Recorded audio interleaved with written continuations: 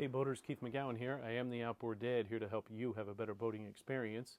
Today we're going to get deeper into a couple of carburetors for the famous Crossflow V4 Johnson 90, Evinrude 90. They had them from 85 horsepower. I had a 1979. It was an 85, which ran for, I ran that boat for 22 years. It was great. Now I didn't mix the oil correctly one or two times, and it started to lose compression year after year. It got worse and worse and worse, and I did not rebuild that motor because I got a deal on another motor. So they go up to 115, even 140 horse in some of the older V4 Crossflow motors. We're going to get into these carburetors today. Don't forget my used outboard motor buying guides for sale on Amazon right now, and I'm still offering for a limited time, if you buy my guide and send me proof of purchase to keith@outboarddad.com, to give you a half-an-hour session over the phone to help you with a motor that you're looking to buy, or a boat you're looking to buy, or maybe a motor that you're working on. I love these old carbureted two-stroke motors. They're simple, easy to work on, and your backyard mechanics can pretty much do almost anything. Yes, you're going to make some mistakes here and there, but it's still going to be cheaper than paying someone to screw it up for you. So let's get into these carburetors. So it's easy to identify because the top carburetor has this follower on it, and if you look closely, oh, we got a little bit of fuel coming out of there. I guess I didn't drain that very well. I'll get a rag over here, clean that mess up, because one thing I'm good at is making messes. So we'll let the rest of that fuel dump out into this rag. But what I was trying to show you is the follower here is missing the sleeve on the outside. So we're going to replace that. That'll actually throw your timing off, because now as I'm moving my throttle, I'm advancing my timing and not pushing on my throttle. So it throws off the timing as well. So it'll make it in general run like crap.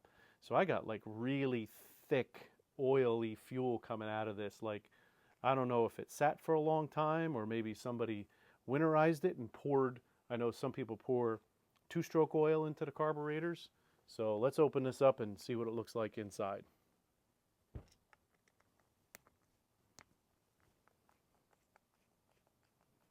Suppose I could have taken the drains out and drained it out into something first, but I'm not that smart all the time.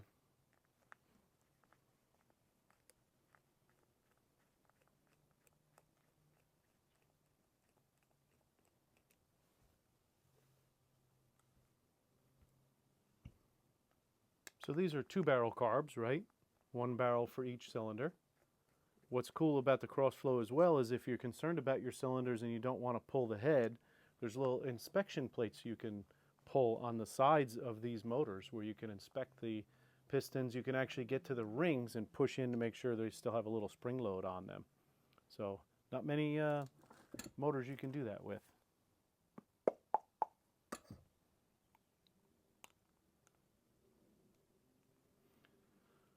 So it is black, so it's hard to see if there's any major dirt, but we're just going to go ahead and clean this out.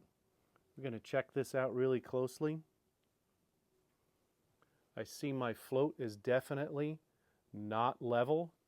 So this sucker was overflowing for sure, and it looks like it's bent like that, like maybe somebody was messing with this and didn't know what they're doing. So we're going to go ahead and clean this out really good.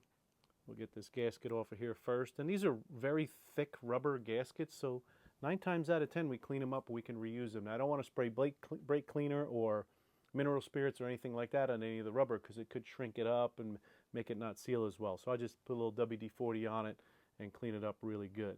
But let's take this pin out and let's see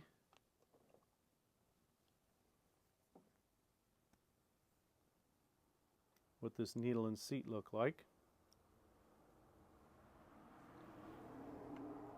I'll put my cheaters on. And this definitely has a bend in it, right? You can see a bend in this. Typically they're somewhat straight. The tip of this needle does not look bad at all. I don't see a really bad ring around it or anything like that. I do have a little bit of a ring around it, so maybe it's not sealing off. Also, I want to give it a little push and see if it's still pliable rubber. Yeah, seems a little hard. I think we're going to do rebuild kits for this one. I don't want to take a chance. So we'll go ahead and spray that out, and we'll check out the other carburetor. Let's see what the other carburetor's got. Maybe I should put this over here, keep everything together. So we'll go ahead online tonight and order that stuff up. Let's pull this one apart.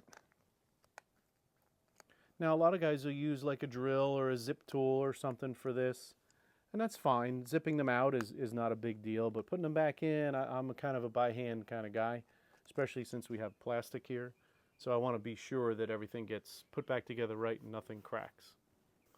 So let's pull this one out.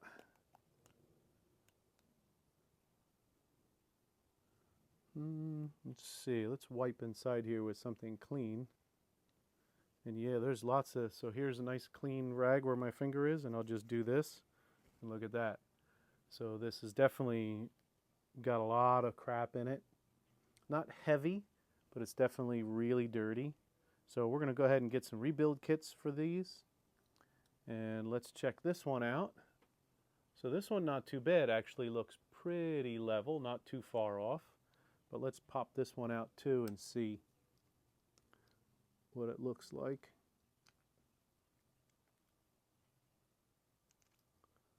See what the needle looks like.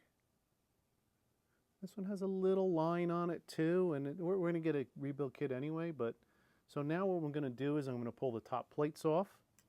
Again, not a big deal. These I'll zip out because just for time. Also, they're threaded into the metal, and I'm not tightening against plastic.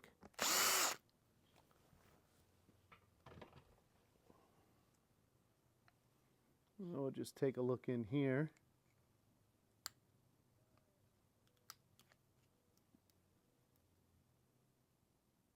It's a little bit of oil residue, but nothing fancy. And now we can really flush these out really well. If I thought they were really bad, we do have a carb dip that's a 1 gallon can you can buy at a local auto parts store for carb cleaner. You don't want to have any rubber parts or any fiber parts because it may eat away at those parts. But these are relatively clean. I'm just going to blow through a lot of the jets with my carbon choke cleaner and make sure it's all cleaned up. And then we'll reassemble these and get them back on the motor.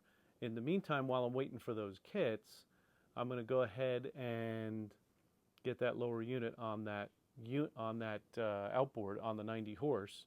We'll get it up inside there. We're going to grease up the shaft and everything, make sure it's all ready to go, get that linkage connected, and this way it'll be ready to go when we get the carb kits.